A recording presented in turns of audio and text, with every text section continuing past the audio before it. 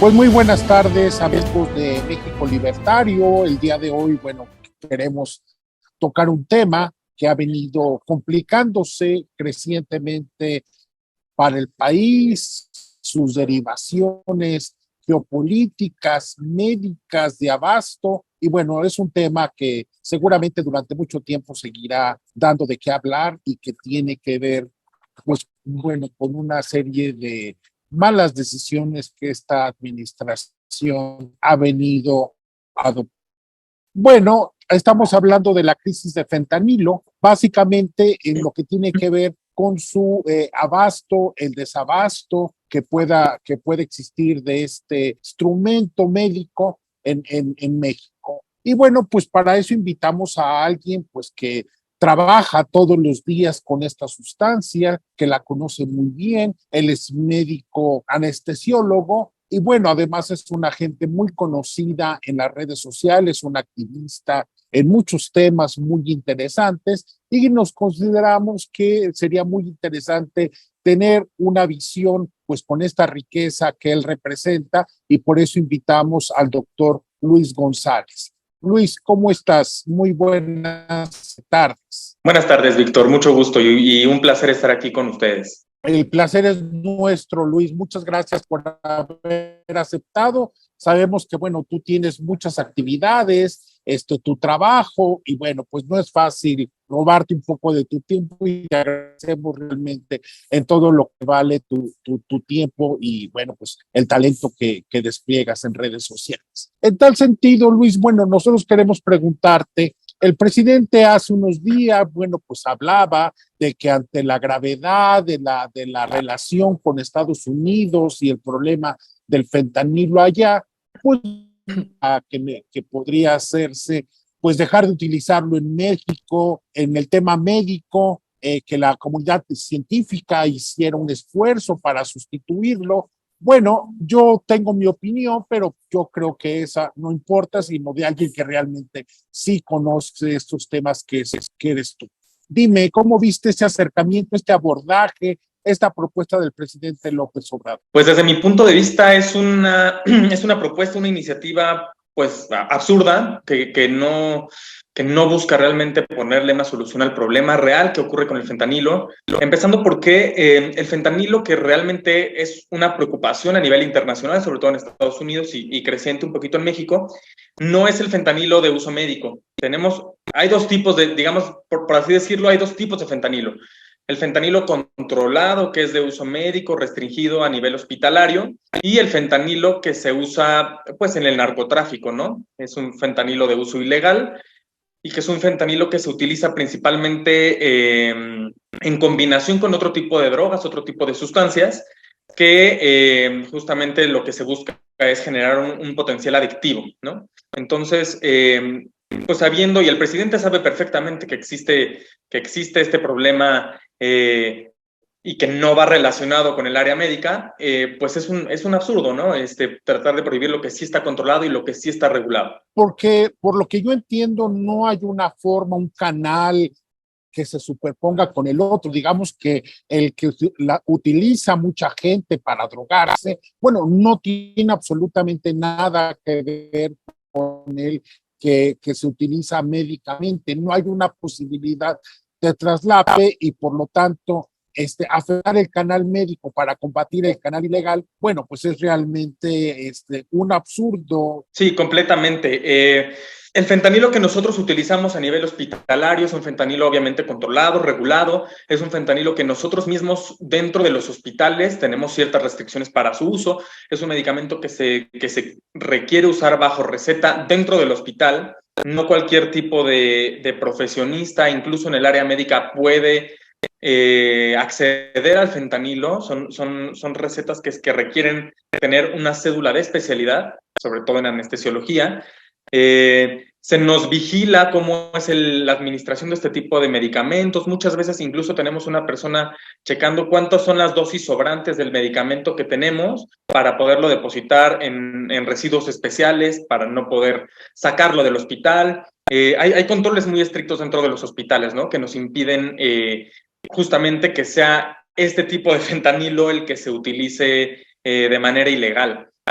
Por otro lado, tenemos que existen, y se sabe, e incluso el mismo presidente lo ha reconocido públicamente, existen laboratorios clandestinos operados por cárteles del narcotráfico, que son los que producen este fentanilo. El fentanilo es una sustancia relativamente sencilla de sintetizar y económica. Entonces, realmente la forma en la que se produce por medio de estos cárteles de la droga son presentaciones aparte completamente diferentes. Se hacen polvos, se hacen tabletas, se hacen otras presentaciones que no son las que nosotros utilizamos. Ya, Luis, ahora bien, yo he escuchado, bueno, pues a gente que le gusta apoyar al régimen, pienso en Genaro Lozano, por ejemplo.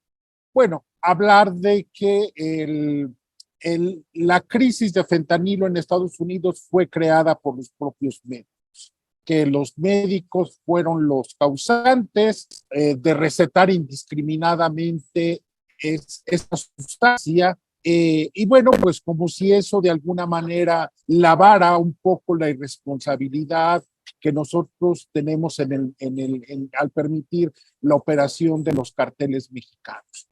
Yo te preguntaría, Luis, ¿hay cierta esta responsabilidad de los médicos, tanto en México como en Estados Unidos, de haber creado un mercado ilegal que ahora se están sufriendo las consecuencias? Se piensa que sí, y digo, de hecho sí, sí, o sea, lo que hay publicado es que sí hubo una crisis con un medicamento llamado Oxycontin que contenía fentanilo, que justamente se recetó de manera indiscriminada durante mucho tiempo.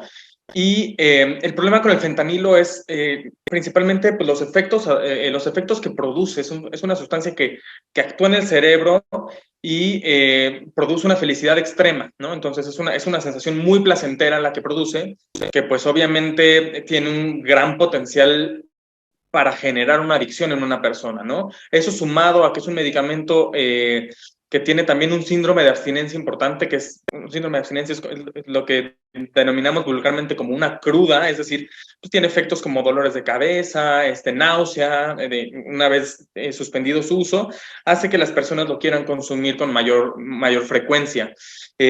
Probablemente sí, de inicio en Estados Unidos a lo mejor no hubo una regulación adecuada del medicamento y esto hizo que muchas personas tuvieran contacto con el fármaco y después lo buscaran de manera ilegal en el mercado negro, ¿no? Pero la verdad es que hoy por hoy, con las regulaciones que existen hoy en día en nuestro país, la verdad es que eso es una... La verdad es que es una teoría con muy poca validez porque se usa en ambientes sumamente controlados. Ya, Luis, gracias. Ahora bien, Luis, yo he venido escuchando y hay una crisis de desabasto de fentanilo para uso médico en México, que bueno, que se viene a agregar a este desabasto crónico desde hace 3 años a una gran cantidad de medicamentos por algunas malas decisiones de este gobierno en el pasado y que no se han logrado corregir aún a 3 años. Dime, Luis, ¿en verdad hay una crisis de desabasto?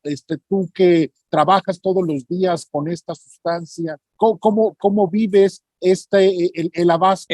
A lo mejor en este momento en particular, hoy por hoy, 18 de abril, no hay una crisis como tal. Lo que está empezando a suceder es que se está trabajando con las reservas del medicamento que había disponible en hospitales, en clínicas. Sí se empieza a terminar en algunos lados. Digo, no es ahorita algo generalizado, no es ahorita algo que a lo mejor para mucha gente genere mucho ruido, porque en la mayoría de los hospitales todavía se tiene porque se cuenta con las reservas. Pero esto es cuestión de días o semanas para que las reservas del medicamento se acaben. Es un medicamento que se utiliza con mucha frecuencia, casi en todos los procedimientos anestésicos y en tratamientos para el dolor. Es un medicamento de uso muy constante dentro de los hospitales. A mí sí me ha tocado, yo trabajo únicamente en el sector privado. A mí ya me tocó 2 hospitales en donde ya no hay fentanilo, ya hay que buscar una alternativa, que al final son alternativas que también son opioides, que también tienen potencial para generar adicciones, que también tienen efectos adversos similares al fentanilo. Entonces, pues sí está existiendo como tal empieza a haber un desabasto. Yo creo que la crisis se va a acentuar un poquito más en las próximas semanas, en los próximos días.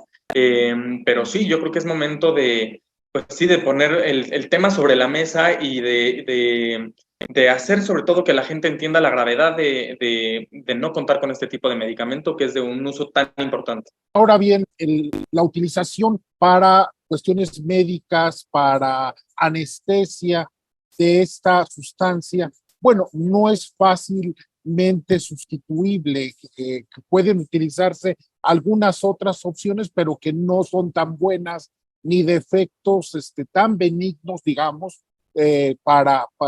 sin secuelas para el ser humano. En tal sentido, bueno, tú sabes de esto, yo no. Si es posible o no sustituirlo de manera efectiva y eficaz. Sí y no, y te voy a explicar más o menos por qué. La cuestión que se tiene con el fentanilo, a pesar de que no es el único opioide disponible para procedimientos, yo me voy a enfocar sobre todo en la cuestión anestésica, aunque también, como comentamos, también se utiliza como tratamiento para el dolor. En la cuestión anestésica, sí hay otras opciones, pero el fentanilo tiene ciertas peculiaridades, ciertas características que lo hacen el opioide de elección en la gran mayoría de los procedimientos. Es un opioide, económico, es un opioide que tiene una vida media, o sea, un tiempo de duración en el cuerpo que es corto. Esto nos permite tener un mayor control sobre los efectos del medicamento.